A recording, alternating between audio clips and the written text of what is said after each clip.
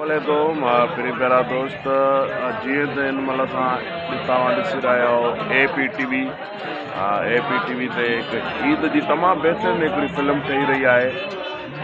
Film अदा बरकत लुंड लिखी रहियो आहे, जंहिंजो प्रोड्यूसर आहे मुंहिंजो प्यारो भाउ पीरल खान कमरानी साहिबु, जंहिंजो डायरेक्टर मां पाण आहियां।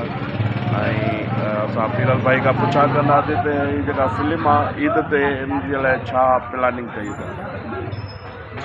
अस्सलाम वालेकुम दोस्तों, इंशाल्लाह ही असां जेका फिल्म ठाहियूं पिया, इन फिल्म में तव्हांखे तमामु बहितरीनु हिकिड़ो मज़ो ईंदो, छो जो असां दिलचस्प ऐं नई हिकिड़ी स्टोरी ठाहियूं था ऐं शहरी स्टाइल ऐं जेको आहे सो गैंग वार ते फिल्म ठाहियूं था, जेका अॼुकल्ह ज़रूरत बि आहे। अॼुकल्ह जा जेके नौजवान आहिनि उहे चवंदा त असांखे हिकिड़ी नई शइ खपे ऐं सिंधी में हीअ का फिल्म ठहे कान थी। सो इंशाल्लाह बरकत भाई खे असां चयो आहे त अहिड़ी स्टोरी असांखे लिखी ॾे जंहिंमें एक्शन हुजे ऐं जेको आहे सो वर स्टाइल फिल्म हुजे। महिरबानी बाज़ीज़, वॾी महिरबानियूं अदा पीरल जी। ऐं इंशाल्लाह हिन फिल्म में बाक़ाइदे महिनत थींदी। हिन फिल्म में सुठा सब्जेक्ट ॾिबा। वधीक वरी बरकत भाई खां पुछा कंदासीं त फिल्म जे लाइ छा सोचियो अथव।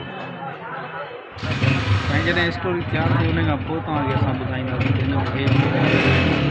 हा माशाल्लाह, स्टोरी जो अञा असां माना हिकिड़ो थिंक रखियो आहे, मौज़ू रखियो आहे त हिकिड़ो को गैंगस्टर ते हिकिड़ो फिल्म हुजे जंहिंमें बहितरीनु विलन हुजनि, बहितरीनु हुन कॉमेडी हुजे, बहितरीनु एक्शन हुजे, बहितरीनु गाननि जी लोकेशन तमामु बहितरीनु जॻह ते थिए ऐं असांजूं महिनतूं कामयाबु ज़रूरु थींदियूं।